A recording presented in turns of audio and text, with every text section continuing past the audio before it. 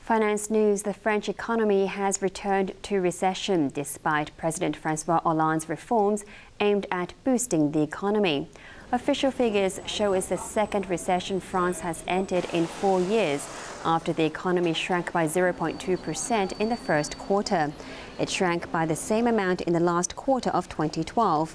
The bad news comes on the first anniversary of Hollande's swearing in as president. Banking giant HSBC has announced plans to lay off another 14,000 staff worldwide to save an additional $3 billion. The bank's chief executive warned that no country will be spared. HSBC has been undergoing a major restructuring exercise which began 2 years ago. That's after its chief executive, Stuart Gulliver, called for a complete overhaul of the bank by reducing costs, dumping unprofitable businesses and focusing on growth markets like Asia.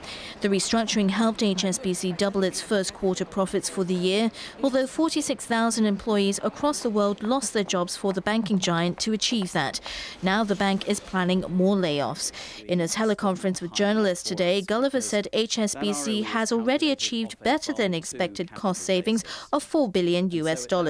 But with the revenue growth outlook remaining uncertain, he said HSBC needs to make additional cost savings of $2 to $3 billion between next year and 2016 to bolster profitability.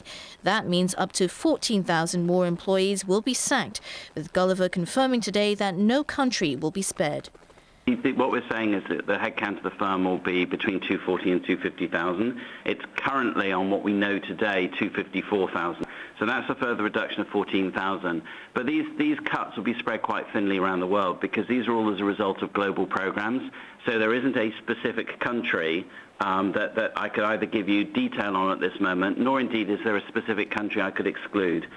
Gulliver also said the banking empire is planning to increase dividends to shareholders within a target range of 40 to 60% of earnings. Local stocks rebounded from a one-week low, taking their cue from overnight gains on Wall Street. The Hang Seng Index closed 113 points higher at 23,044. Turnover was $54 billion. Enthusiasm on Wall Street, sparked by a positive report on the U.S. economy, helped push the benchmark index higher today. But analysts warn the gains may be short-lived as the Eurozone has officially entered its longest ever recession. Let's take a look at the markets overseas, starting in the U.S. The Dow Jones is up 25 points. In Europe, the London FTSE is up 11 points. The Frankfurt DAX is up 19 points. The Paris CAC is up 14 points. US dollar cross rates: the euro 1.28, the pound is 1.52, it's 102.51 Japanese yen against the US dollar. The weather forecast for the next few days: mainly cloudy with showers and a few squally thunderstorms tomorrow. Temperatures range from 27 to 31 degrees. More of the same on Friday, sunny intervals with showers on Saturday, showers again on Sunday, and cloudy, rainy conditions next week. Here's a look at the weather around the world.